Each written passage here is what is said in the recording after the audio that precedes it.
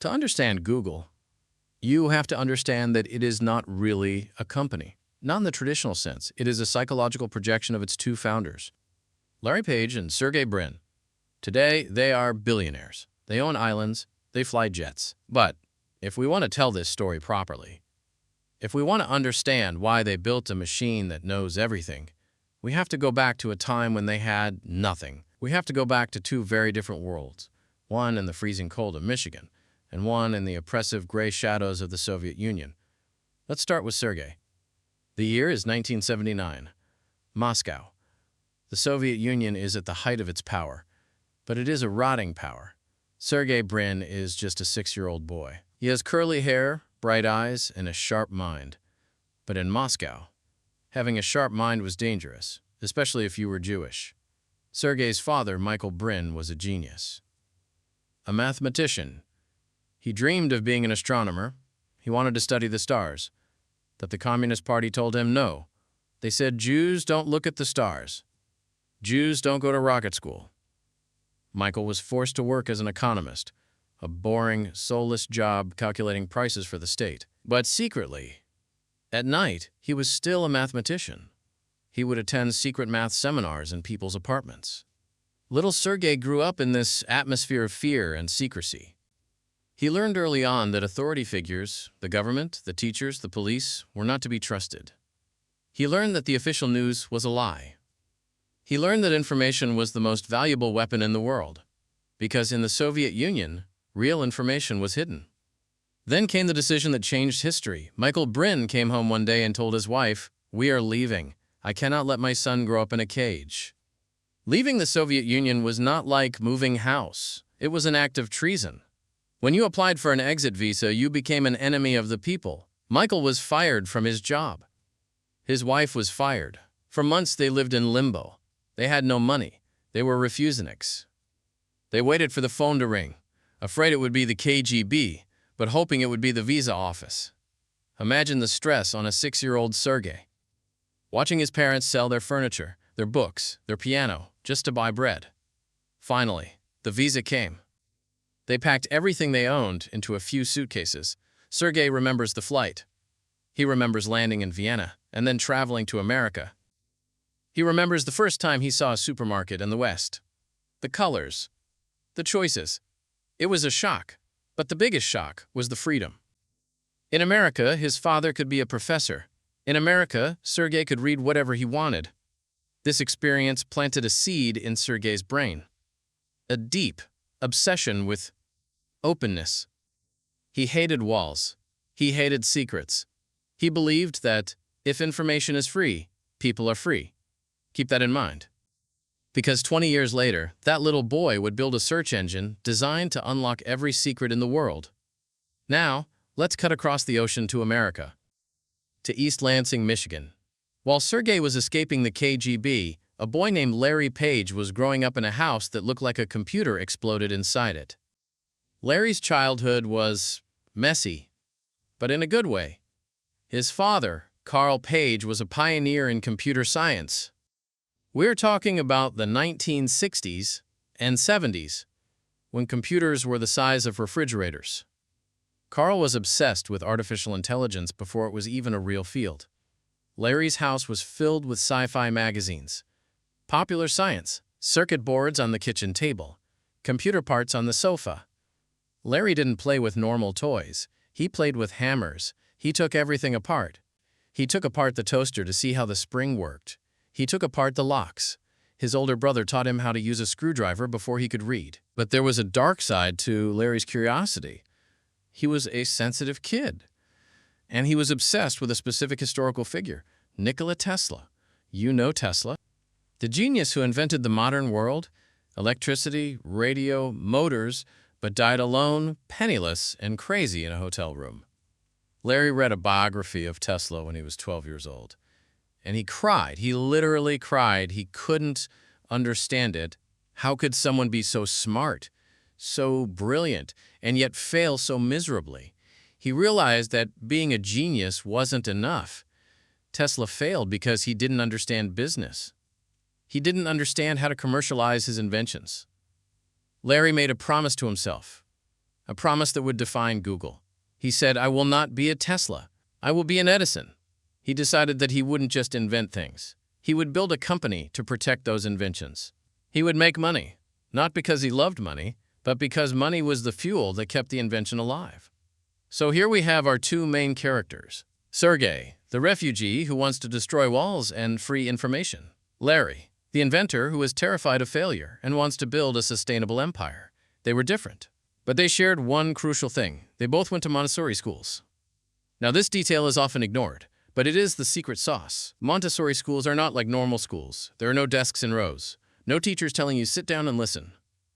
In Montessori, the child chooses what to do. You want to play with beads for 4 hours? Go ahead. You want to draw maps all day? Do it.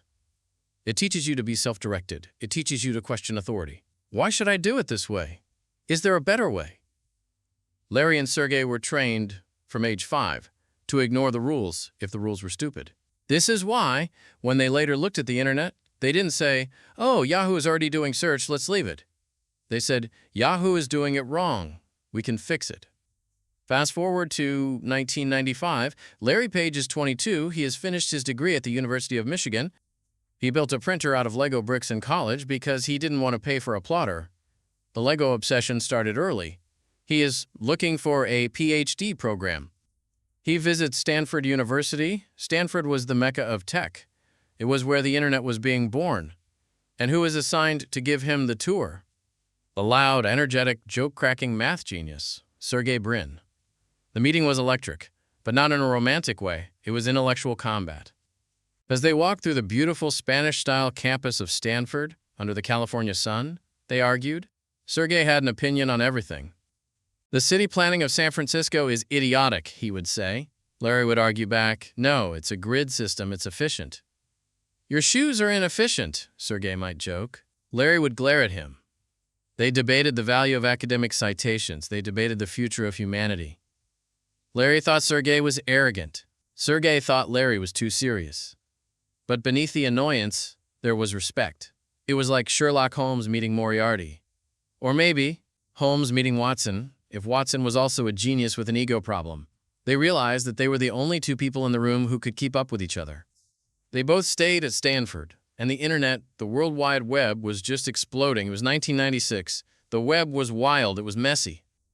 It was a universe of links. Larry Page started looking at this web, and he remembered his father's academic papers. In academia, if you write a paper and 100 people cite your paper is important.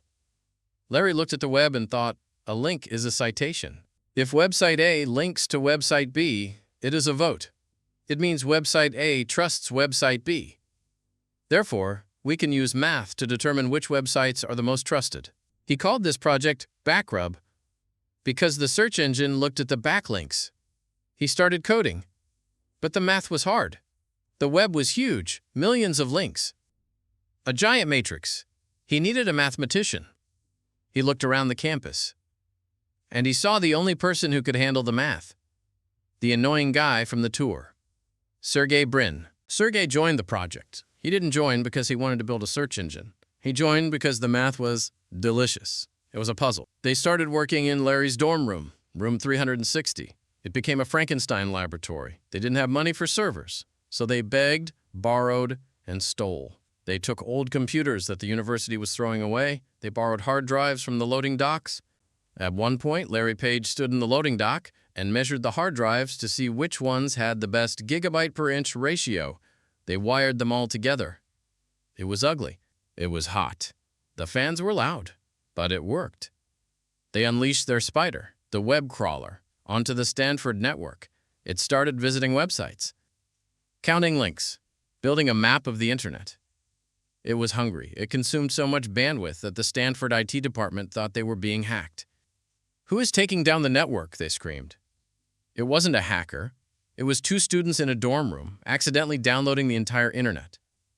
This was the moment of conception. The child of a Soviet refugee and an American inventor was born.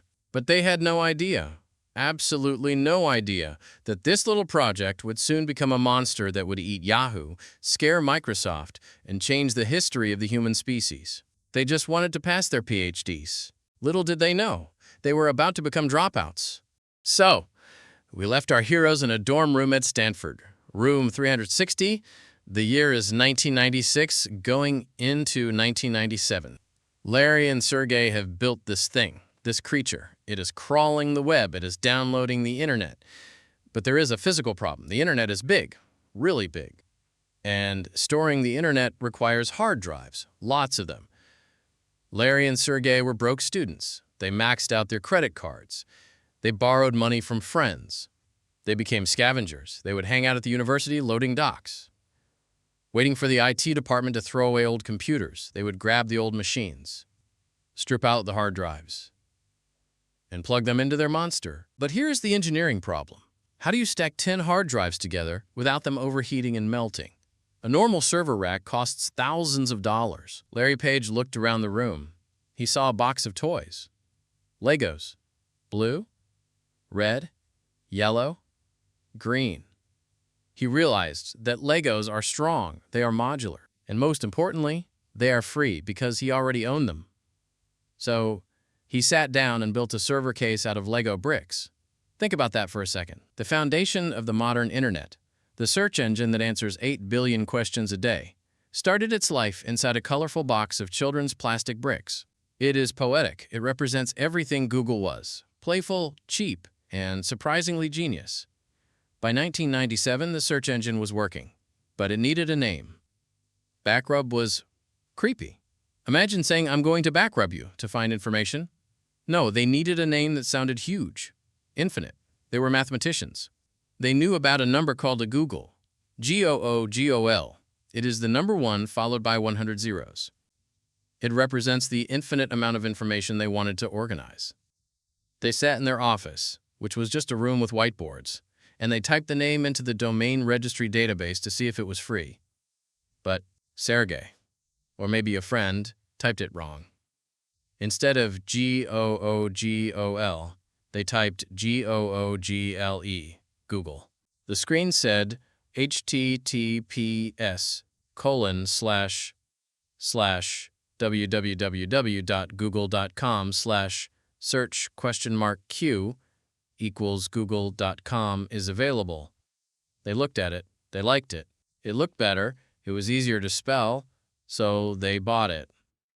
The most valuable brand name in human history was born from a typo, a spelling mistake. If they had a spell checker that day, the world might be very different. Now, the system was live. It was on the Stanford network, and it was popular, too popular. It was eating all the bandwidth. The university IT guys were getting angry. Larry and Sergey had a decision to make. Do they quit school and build a company? Or do they sell the code and become professors? Remember, their dream was not to be Bill Gates. Their dream was to be their fathers, academics. So they tried to sell out. They went on a sales tour. They went to Alta Vista. They went to Excite. They went to Yahoo. And this part is painful to watch. They walked into the office of George Bell, the CEO of Excite. They showed him Google. It was fast. It was clean. It was brilliant. They said, "You can have it for $1 million. George Bell said no. He thought it was too effective. He said, "If people find what they want too fast, they leave our site. We want them to stay and read ads." Larry and Sergey were desperate. They lowered the price. Okay, $750,000. Think about that price tag. $750K. George Bell still said no. He kicked them out. That rejection was the best thing that ever happened to them. But at the time, it felt like a failure. They realized no one was going to save them. They had to do it themselves. But to do it themselves, they needed cash. Hard drives are not free. Electricity is not free. Enter Andy Bechtolsheim. This guy was Silicon Valley royalty. He was the founder of Sun Microsystems. He was rich. He was smart. A professor arranged a meeting. It was 8 a.m. on a porch in Palo Alto. Andy was in a rush. He had to go to work. Larry started his PowerPoint presentation. "Our vision is to organize the world." Andy interrupted him. "I don't have time for the slides. Just show me the demo." Larry opened the laptop. He searched for something. Boom. The results appeared instantly. Andy stared at the screen. He saw the simplicity. He saw the speed. He didn't ask about marketing. He didn't ask about revenue. He just said, "This is good." He walked to his car, a Porsche, grabbed his checkbook, and wrote a check. $100,000. He handed it to them and drove away. The meeting took maybe 10 minutes. Larry and Sergey stood there, holding this piece of paper. They were stunned. But then panic set in. The check was made out to Google Inc., but there was no Google Inc. They hadn't filed the legal paperwork yet. There was no bank account. They couldn't cash the money. For 2 weeks, that check sat in Larry's desk drawer. Imagine the stress. You have $100,000, but you can't touch it. They scrambled. They found a lawyer. They incorporated. They opened a bank account. Finally, the money was deposited. And what was the first thing they did? Did they buy fancy suits? Did they buy cars? No. They went to Burger King. They bought Whoppers and celebrated. Because that's who they were, nerds with a lot of money and no taste. Now they had cash. They needed an office. They didn't want a corporate glass building that was for boring people. They wanted something scrappy. A friend of a friend, a woman named Susan Wojcicki, had just bought a house in Menlo Park. She was worried about paying her mortgage. Larry and Sergey said, "We will rent your garage." Susan agreed. She charged them $700 a month. And so, in September 1998, Google moved into the garage. Let me describe this place. It was not glamorous. It had a blue carpet. It had a washer and dryer in the corner. It smelled like laundry detergent and old pizza. They set up wooden doors on sawhorses to use as desks. They had a hot tub in the backyard, which they used for meetings. And they had a refrigerator filled with orange juice and Kirin beer. This garage became the birthplace of the Google culture. They hired their first employee, a guy named Craig Silverstein. Craig was a fellow PhD student. He remembers those days. He says it was weird. They would work until 4 a.m., sleep on the floor, wake up, code more. Larry Page was obsessed with speed. He would sit with a stopwatch. Why did this search take 0.5 seconds? It should take 0.1 seconds. He was relentless. But they also had fun. They played roller hockey in the driveway. They were terrible at it. But they played aggressively. They brought their dogs to work. This is where the famous "Google is a dog company" rule started. It wasn't a corporate policy. It was just, they liked dogs. The atmosphere was chaotic, intellectual, and incredibly intense. They weren't trying to build a business. They were trying to solve a math problem. How do we download the entire web and make it searchable? And every day, the web got bigger. So every day, they needed more computers. The garage started to get hot, really hot. All those servers were generating heat. They had industrial fans blowing 24/7. Susan, the landlady, probably wondered why her electricity bill was skyrocketing. She didn't mind too much. She eventually joined the company and became one of the most powerful women in tech. By early 1999, they were growing too fast. The garage was full, they were tripping over cables, they had 8 employees. They were handling 10,000 searches a day. People were starting to talk. Have you tried Google? It actually works. Word of mouth was spreading, but money was running out again. That $100,000 from Andy? Gone. Spent on servers. They needed millions. And this is where the real war began. The war for Silicon Valley's soul. Because now, the big sharks were circling. The biggest venture capital firms. Kleiner Perkins and Sequoia Capital both wanted a piece of Google. Normally, these two firms hated each other. They were rivals. But Larry and Sergey did something unprecedented. They were arrogant. They were confident. They told the investors, "We will take money from both of you, but you don't get control. We stay in charge. We run the show." This was unheard of. Usually the investors take control. But the Google boys knew they had the golden ticket. And the investors, desperate not to miss the next big thing, agreed. They gave them $25 million. With $25 million in the bank, the garage days were over. They moved to a real office in Palo Alto. But they brought the garage culture with them. They brought the lava lamps. They brought the bouncy balls. They brought the dogs. And they brought a chef, Charlie Ayers. This is a famous story. They held a cook-off to hire a chef. Charlie Ayers won. He used to cook for the Grateful Dead, the rock band. His food was legendary. He made sure the engineers were fed, happy, and caffeinated. Google became famous for its free food. It wasn't just a perk, it was a strategy. If we feed them here, they won't leave the office to get lunch. They will work more. It was brilliant. But amidst all this fun, a storm was brewing.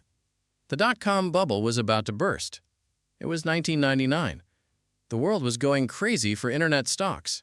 Pets.com. Webvan. People were throwing money at anything with a .com in the name. Larry and Sergey were riding the wave, but they didn't know that in a few months, the entire market would crash. And in that crash, thousands of companies would die. Google was about to face its first real test of survival. Could a search engine with zero revenue survive the biggest economic collapse in tech history? We talked about the free food, we talked about the massages, but we didn't talk about how hard it was to get into the building. In the early 2000s, getting a job at Google was harder than getting into Harvard. Harvard accepts 5% of applicants. Google accepted 0.2%. They didn't just want smart people. They wanted googly people. And their interview process became a legend, a myth. They asked questions that had no right answer. They were called brain teasers. Imagine sitting in an interview. You are nervous. The interviewer looks at you and asks, how many golf balls can fit inside a school bus? Or, why are manhole covers round? Or, you are shrunk to the size of a nickel and thrown into a blender. The blades start moving in 60 seconds. What do? They didn't care about the answer. They wanted to see how you think. For the golf ball question, they wanted you to estimate the volume of the bus, the volume of a ball, and do the math in your head. For the blender question, the correct answer was jump out, because if you shrink, your muscles retain their strength. So you would be like a superhero flea. They were so arrogant that they put up billboards on the highway. The billboard didn't say Google is hiring, it just had a math problem. First 10-digit prime found in consecutive digits of e.com. If you could solve the math problem, it took you to a website. If you could solve the puzzle on the website, it gave you a phone number to call for an interview. It was the ultimate nerd filter. But eventually, they stopped. Why? Because Laszlo Bock, the head of HR, looked at the data. He realized that people who are good at brain teasers are not necessarily good employees, they are just good at riddles. Google realized that hiring mainly from Stanford and MIT created a bubble. They were hiring clones of Larry and Sergey, so they banned the brain teasers. But for a decade, those riddles were the gatekeepers of the kingdom. And if you couldn't calculate how much to charge to wash all the windows in Seattle, you weren't getting the job. Before we talk about the billions, we have to talk about the look, the Google homepage. It is the most famous page on the internet. White background, colorful logo, one search box, 2 buttons. It looks simple. But keeping it simple was a war. And the general of that war was a woman named Marissa Mayer. Marissa was employee number 20. She was the first female engineer. She was brilliant, but she was also obsessive. Larry and Sergey were messy. Marissa was precise.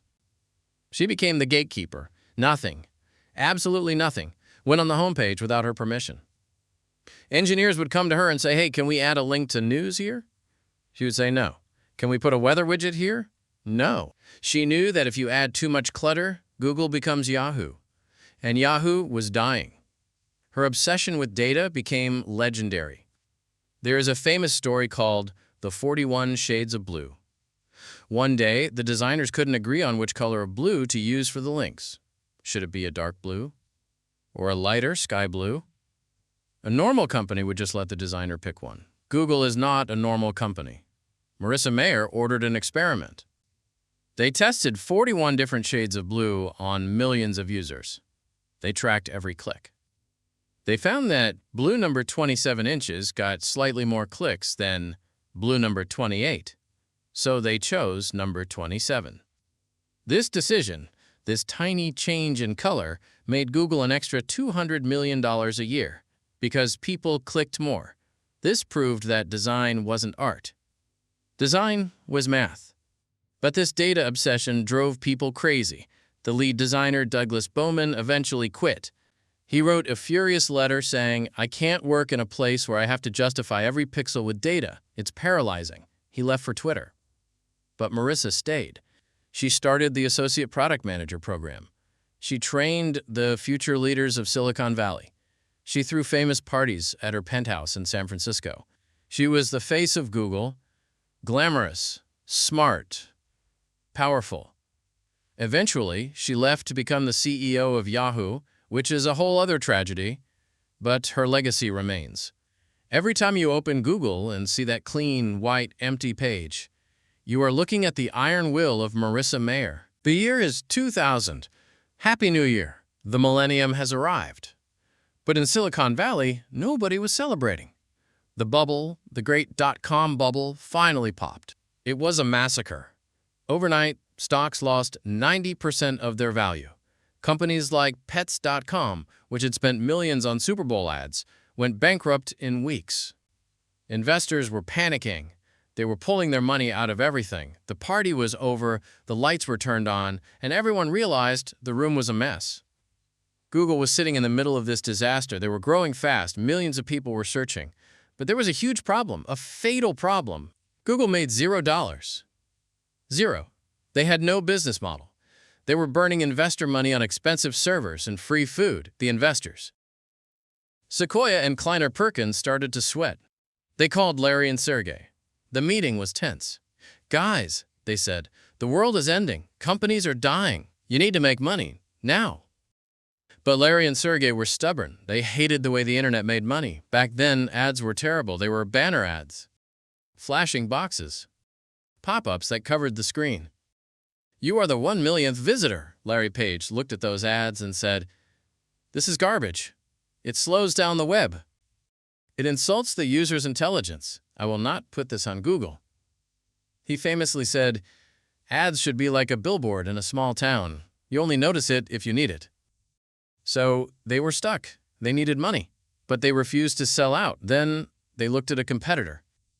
A company called Overture, originally GoTo.com, run by a guy named Bill Gross.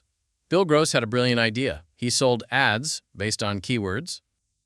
If you searched for lawyer, a lawyer could pay to show up. But Bill Gross made a mistake. He sold the spots to the highest bidder, period. If I paid the most, I was number one. Even if my website was trash, this meant the results were often irrelevant. Larry and Sergey looked at this model, and they did what Google always does. They copied it. And then they fixed it. They said, "Okay, we will let people bid on keywords. But money isn't everything." They invented a quality score. If you pay $10, but nobody clicks on your ad because it's boring, Google kicks you off. If you pay $1, but everyone clicks on your ad because it's useful, Google puts you at the top. It was a meritocracy. They called it AdWords. They launched it quietly. In the corner of the screen, small text, no photos, no flashing lights. Just sponsored links. Larry and Sergey held their breath. Would people hate it? Would they stop using Google? The opposite happened. People clicked. Like crazy. Because the ads were actually helpful. If you searched for running shoes, you wanted to buy running shoes. The ad helped you. Money started pouring in. It wasn't a trickle. It was a fire hose. Google had accidentally built the most efficient money-making machine in the history of capitalism. They were printing cash. But there was a dark side to this victory. Remember Bill Gross, the guy who invented the idea? He was not happy. He sued Google. He said, "You stole my patent. You stole my auction model." And honestly, he was kind of right. Google eventually settled the lawsuit. They gave Bill Gross millions of dollars in Google stock just to make him go away. It was a calculated move. We will steal your idea, make it better, and pay the fine later. It was ruthless. This was the first sign that the don't be evil boys were learning to play hardball. So Google survived the crash. They had revenue. But inside the company, it was chaos. Larry and Sergey were still acting like children. They were 27 years old. They would delay meetings for hours. They would disapprove product designs because the color of blue wasn't blue enough. They terrified the employees. Larry had a rule. If you have a manager, you can't work. He literally tried to fire all the project managers in the company because he thought engineers should manage themselves. It was a disaster. The engineers were crying. No one knew what to do. The investors had enough. John Doerr, the legendary investor, sat them down. "You need a CEO," he said, "a real CEO, an adult." Larry said, "No, I am the CEO." John Doerr said, "Larry, you are brilliant, but you are weird. You need someone who knows how to wear a suit and talk to Wall Street." Reluctantly, Larry agreed to interview candidates, but he rejected everyone. Too boring? Too stupid? Too corporate? He wanted someone who was crazy like them. Then they met Eric Schmidt. Eric was the CEO of Novell. He was a veteran. He had worked at Sun Microsystems, but he had one qualification that mattered more than his resume. He went to Burning Man. Yes, the festival in the desert where people dress up in costumes, burn giant statues, and party for a week. Larry and Sergey loved Burning Man. They went every year. They found out Eric Schmidt went too. They thought, okay, if this guy goes to Burning Man, he can't be a totally boring corporate suit. He must have a little bit of crazy in him. That was the interview test. They hired him. In August 2001, Eric Schmidt became the CEO of Google. It was an awkward marriage. Imagine a car with 3 steering wheels. Larry, Sergey, and Eric. They called it the triumvirate. Every decision had to be agreed upon by all 3. Eric managed the sales force. He managed the lawsuits. He managed the investors. Sergey managed the moonshots, the crazy ideas. Larry managed the products. And for a while, it was tense. Larry hated giving up control. He would sometimes ignore Eric. He would hide in corners of the office to avoid meetings. But slowly, they realized it worked. Eric provided the adult supervision. He built the structure. He allowed Google to grow from a frat house into a Fortune 500 company. With Eric at the helm, Google started to look outward. They realized the web was changing. It wasn't just text anymore. It was images. It was news. One day in 2001, Jennifer Lopez wore a famous green dress to the Grammy Awards. You know the dress. The one with the deep V-neck. Everyone in the world wanted to see a picture of that dress. They went to Google and typed Jennifer Lopez green dress, but Google only gave them blue links. Text. The engineers saw this data. They saw millions of people failing to find the picture. They thought, we need a way to search for images. So they built Google Images. Think about that. Jennifer Lopez's dress literally caused the invention of Google Images. It showed that Google was reactive. It listened to what the world wanted. By 2003, Google was unstoppable. They had conquered search, they had conquered ads, they had conquered images. They moved into a new, giant headquarters, the Googleplex. It was like a university campus, volleyball courts, swimming pools, free massage rooms, bicycles painted in Google colors. It was designed to be a paradise. Why go home when work is this fun? But outside the walls of this paradise, a giant was waking up, Microsoft. For years, Bill Gates ignored Google. He thought search was a tiny feature, a toy. But suddenly, he looked at the numbers. He saw Google making billions. He saw Google hiring the smartest engineers. He realized that Google wasn't just a search engine. It was a threat to Windows. If people do everything on the web, they don't need Windows applications. Bill Gates sent a memo to his team, a famous call to arms. He basically said, Google is the enemy. Kill them. Microsoft launched Bing, eventually. They tried to buy Google's rivals. They tried to block Google on Internet Explorer. The first great tech war had begun. Google versus Microsoft. The upstart versus the empire. But Google had a secret weapon. They weren't just thinking about computers, they were thinking about something else, communication. They looked at email. Hotmail and Yahoo Mail were terrible. They gave you 2 megabytes of space. You had to delete emails every day. Larry Page said, why delete? Why not keep everything forever? He assigned a developer named Paul Buchheit to a secret project. Codename, Caribou. Paul worked on it for 2 years. He built an email system with 1 gigabyte of storage. That was 500 times more than Microsoft offered. It was insane. It was impossible. They decided to launch it on a specific day, April 1st, 2004. April Fool's Day. They released Gmail. The press release said, Google launches email with 1 gigabyte of storage. Search your mail. Don't delete. Everyone thought it was a joke. Haha, good one, Google. 1 gigabyte? Yeah, right. Happy April Fools. But it wasn't a joke. It was the ultimate power move. When people realized it was real, they went crazy. Invites to Gmail were selling on eBay for $100. It was the iPhone moment of email. And it proved that Google could beat Microsoft at its own game, software. So, as we end this chapter, Google is rich, Google is cool, Google has beaten the crash, but they are about to face their biggest challenge yet, going public, the IPO. Wall Street wants a piece of the action. But Larry and Sergey hate Wall Street. They hate bankers.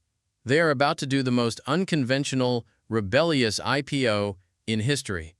They are about to tell the banks to go to hell while asking them for money. The year is 2004. Google is the hottest company on the planet. Everyone uses it. Everyone loves it.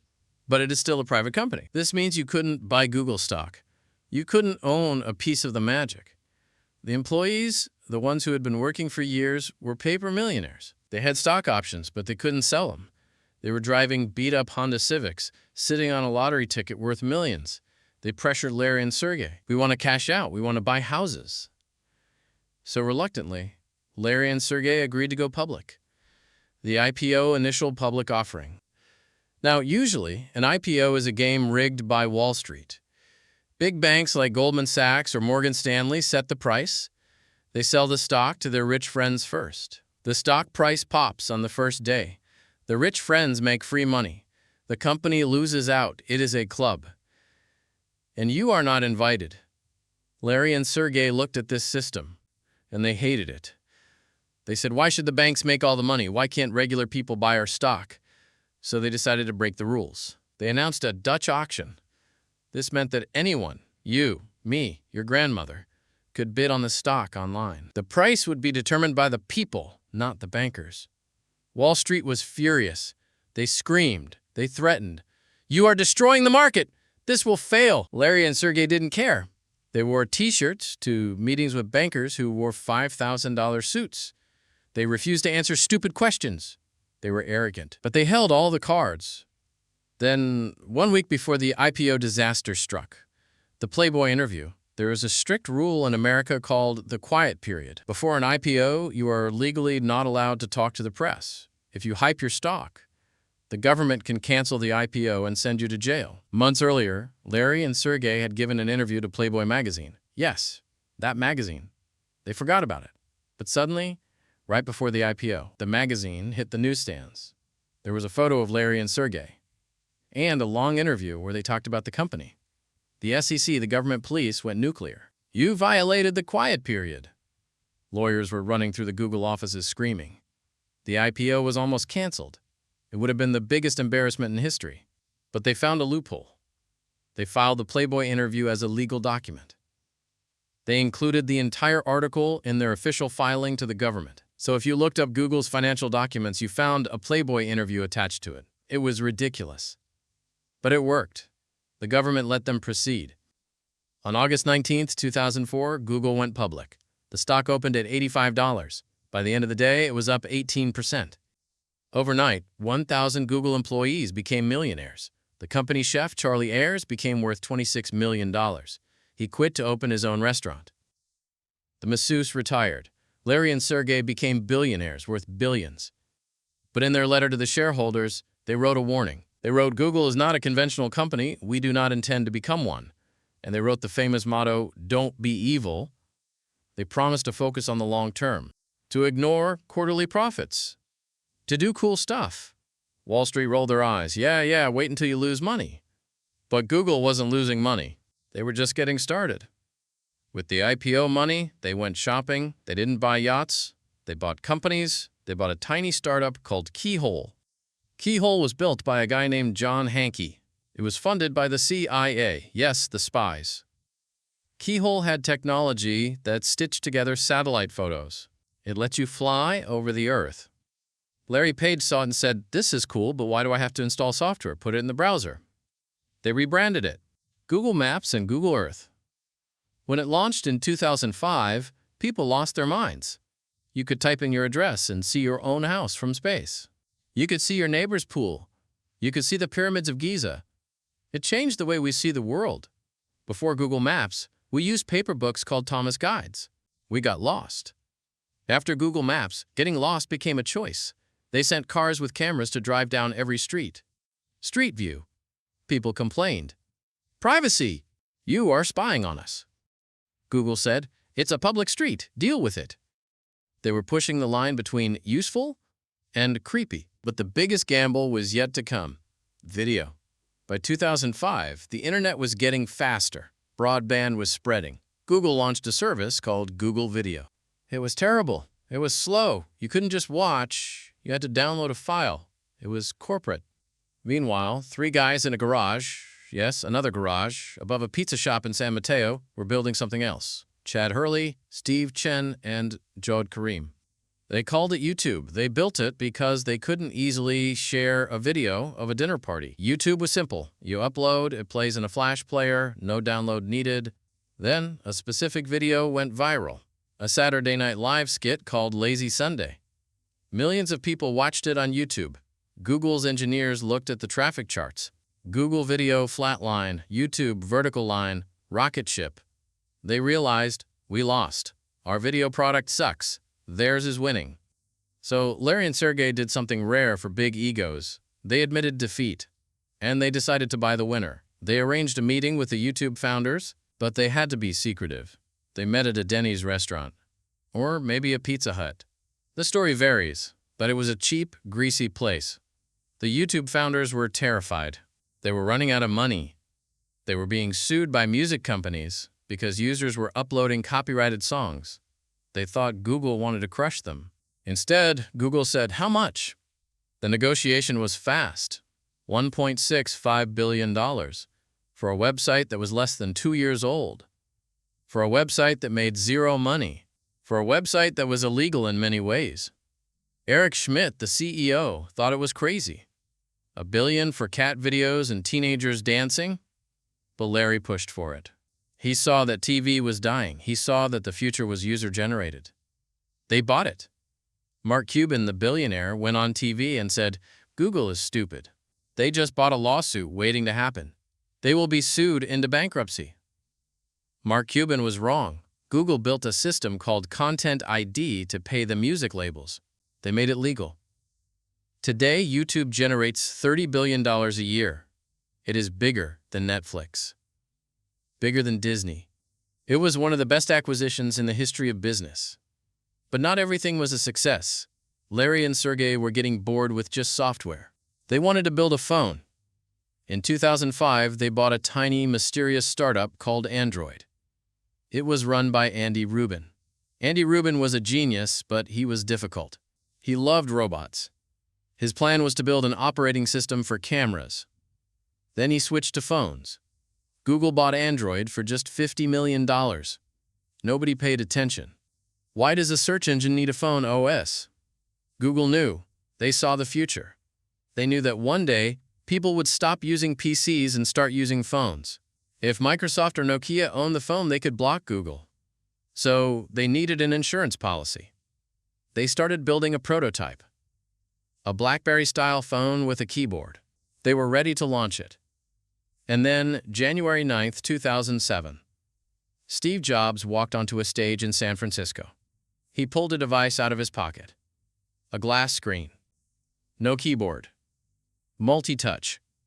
The iPhone. Andy Rubin was in a taxi in Las Vegas when he watched the iPhone launch. He made the driver pull over. He stared at the webcast. He looked at his own prototype, the plastic BlackBerry clone, and he knew. "Holy crap," he said. "We can't ship this. It looks like a dinosaur." He went back to the office and told the team, "Throw it away. Start over." Google and Apple were friends. Eric Schmidt was on Apple's board of directors. But this was war. Steve Jobs thought Google wouldn't compete with him. But Google was secretly rebuilding Android to look like the iPhone, to be a touchscreen. When Steve Jobs found out, he went insane. He screamed at Larry Page, he screamed at Eric Schmidt. He famously said, "I will spend my last dying breath destroying Android. It is a stolen product. I will go to thermonuclear war." The friendship between Apple and Google was over. The smartphone war had begun. But Google had a different strategy. Apple sold the iPhone for $600. It was for the rich. Google gave Android away for free. They gave it to Samsung, to HTC, to Motorola. They said, "Here is the software. You build the hardware. Just make sure Google search is on the home screen." It was the Microsoft Windows strategy. Flood the market. And it worked. Today, there are more Android phones than iPhones. Steve Jobs died hating Android. But without Android, Google would be dead today, because today, we live on our phones. So by 2008, Google was a monster. They had search, ads, maps, YouTube, Android. But they had one weak spot left, the browser. Everyone used Internet Explorer, Microsoft's browser. Microsoft could wake up one day and change the default search engine to Bing. Google would be locked out. Larry Page said, "We need our own browser." Eric Schmidt said, "No, we are not fighting the browser wars. We will lose." Larry did it anyway. He hired a quiet, soft-spoken engineer named Sundar Pichai. Remember that name? He is important. Sundar built a browser that was stripped down. No toolbars. No clutter. Just a box and the internet. They called it Chrome. They launched it with a comic book, explaining how it worked. It was faster than Explorer. Safer than Firefox. Today, Chrome has 65% of the market. Internet Explorer is dead. Sundar Pichai saved Google from Microsoft. And eventually, that quiet engineer would become the CEO of the entire company. But before that happened, Google had to face a moral crisis. China. Google wanted to enter China. 1 billion people. But the Chinese government said, "You must censor the results. No Tiananmen Square. No democracy." Larry and Sergey debated. Don't be evil. Remember? Is it evil to censor? Or is it evil to deprive Chinese people of information? They decided to compromise. They launched Google China. With censorship, they were criticized. You sold your soul. But then, in 2010, something happened. Google detected a massive cyber attack. Chinese hackers were breaking into Google's servers. They were stealing source code. They were reading the Gmail accounts of human rights activists. Sergey Brin, the boy who fled the Soviet Union, had enough. He slammed his fist on the table. "I have seen this movie before," he said. "This is totalitarianism. I will not be part of it." He convinced the company to do the unthinkable. They pulled out of China. They shut down the search engine. They walked away from billions of dollars. It was the most principled stand in the history of big tech. And it proved that, at least for a moment, the "Don't Be Evil" motto was real. The year is 2011. Larry Page takes over as CEO again. Eric Schmidt steps aside. Larry is older now. He is richer. And he is bored. He looks at Google and sees an ad company. Yes, they make billions. But selling ads is boring. Larry wanted to be like his childhood hero, Nikola Tesla. He wanted to invent the future, so he created a secret laboratory, a place hidden from the public. They called it Google X. The goal of Google X was simple: build sci-fi technology. They didn't want 10% improvement. They wanted 10 times improvement. They called these moonshots. The lab was run by a genius named Astro Teller. Yes, his real name is Astro. They worked on crazy things: space elevators, teleportation, contact lenses that measure your blood sugar, internet beaming balloons called Project Loon. But the most famous project was the car, the self-driving car. At the time, people thought it was impossible. Computers can't drive. But Sebastian Thrun, the engineer, proved them wrong. He put a spinning laser on top of a Toyota Prius. He let it drive down the winding streets of San Francisco. It worked. Google proved that robots could drive better than humans. This terrified Detroit. It terrified Uber. It started the autonomous revolution. But not every moonshot was a success. Larry Page wanted to kill the smartphone. He thought holding a rectangle in your hand was stupid. He wanted computers to be part of your body. So they built Google Glass, a computer you wear on your face. They launched it with a massive stunt. Skydivers jumped out of a Zeppelin wearing the glasses, live streaming the jump to a conference. It was the coolest demo ever, but when regular people put them on, disaster. It had a camera. People in bars and cafes got scared. Are you recording me? Women felt uncomfortable. Restaurants banned it. Movie theaters banned it. Society rejected it. They even coined a name for people who wore it: glassholes. It was Google's biggest public failure. It proved that just because you can build it doesn't mean people want it. During this time, something personal was happening to Larry Page. He started losing his voice. He had a rare condition: paralysis of the vocal cords. He couldn't speak loudly. He could only whisper. He stopped giving interviews. He stopped going to public events.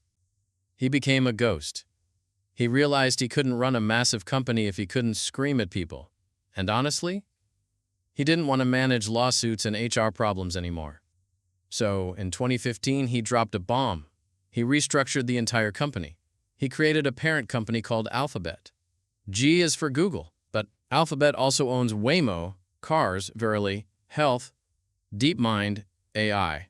Larry promoted the nice guy, Sundar Pichai, to be the CEO of Google.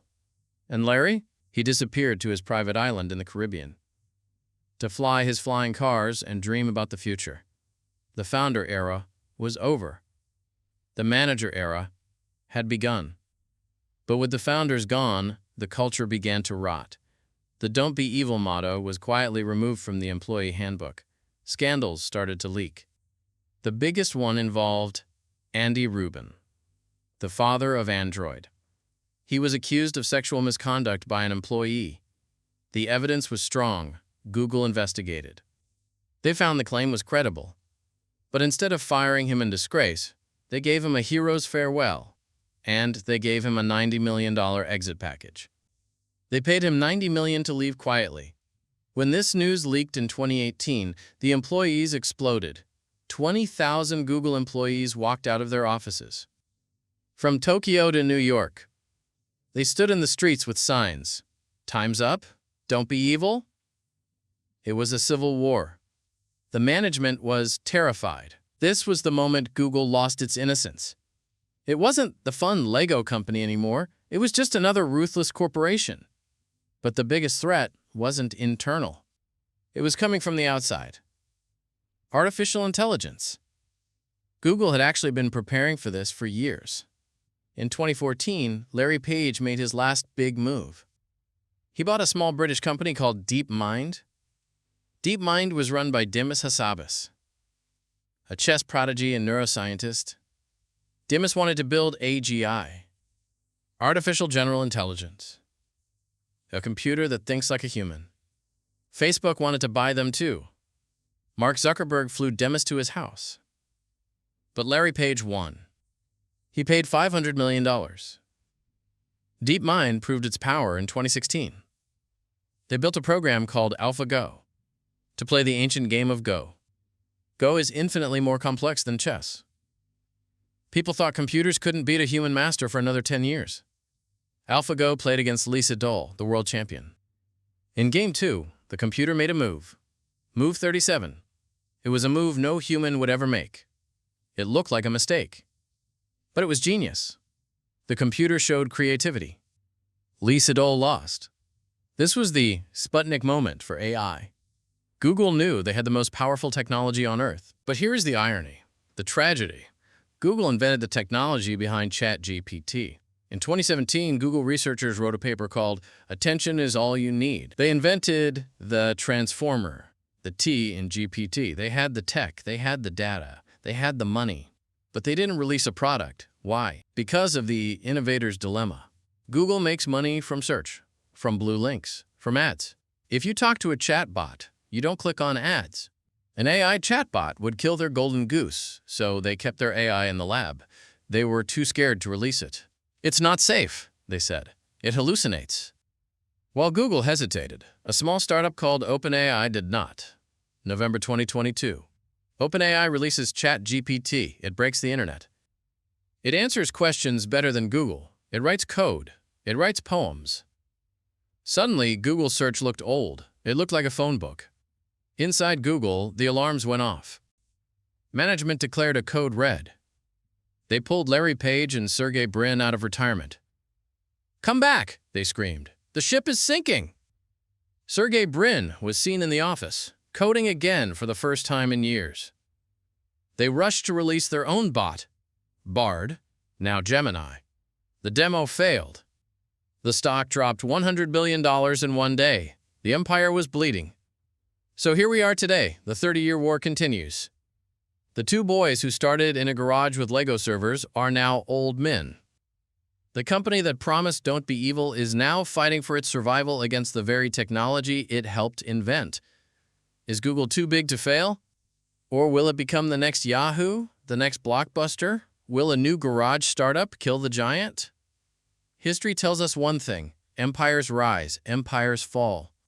But information always finds a way to be free. Larry and Sergey organized the world's information. Now the world has to decide what to do with it. Good night.